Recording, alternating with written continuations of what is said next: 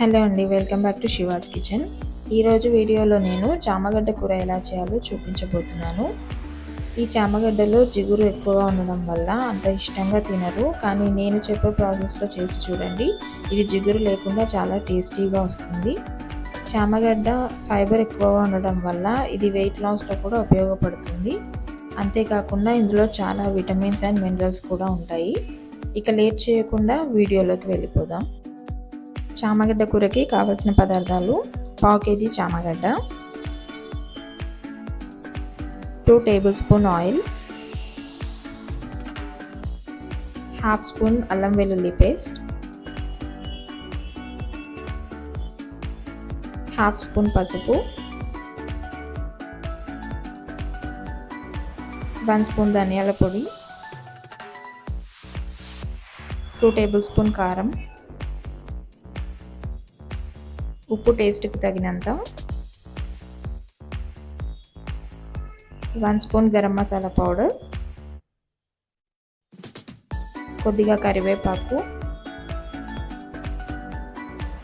4 medium size ఉల్లిపాయలు, ఒక 3 పచ్చిమిర్చి, 4 టమాటాలు.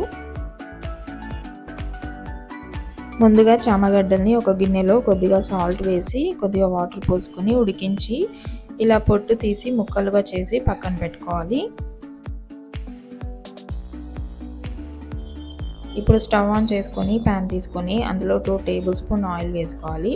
ఆయిల్ వేడయ్యాక అందులో హాఫ్ స్పూన్ ఆవాలు, హాఫ్ స్పూన్ జీలకర్ర, కొద్దిగా కరివేపాకు, మనం కట్ చేసి పెట్టుకున్న ఉల్లిపాయలు, పచ్చిమిర్చి వేసి ఉల్లిపాయలు గోల్డెన్ బ్రౌన్ కలర్ వచ్చేంత వరకు ఫ్రై చేసుకోవాలి. ఉల్లిపాయలు ఫ్రై అయిన తర్వాత ఇందులో అల్లం వెల్లుల్లి పేస్ట్, పసుపు, ధనియాల పొడి వేసి అల్లం పచ్చివాసన పోయే వరకు ఫ్రై చేసుకోవాలి.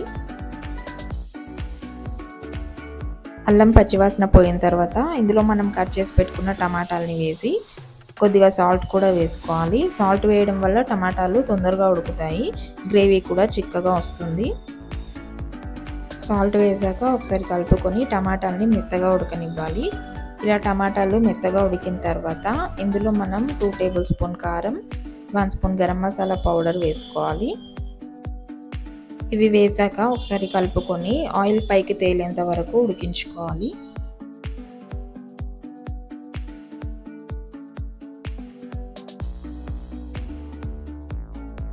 ఆయిల్ ఇలా పైకి తేలిన తర్వాత ఇందులో మనం ఉడికించి పెట్టుకున్న చామగడ్డల్ని వేసుకోవాలి. అవి వేసుకున్న తర్వాత ఒక గ్లాస్ వాటర్ పోసుకొని ఒక 5 మినిట్స్ స్టవ్ని లో ఫ్లేమ్లో పెట్టుకొని ఉడికించుకోవాలి.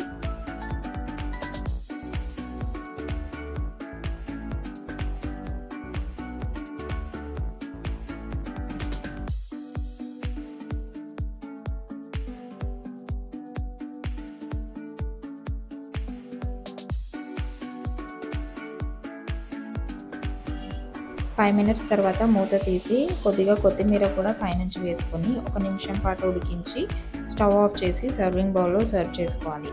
అంతేనండి, టేస్టీ చామగడ్డ కూర రెడీ.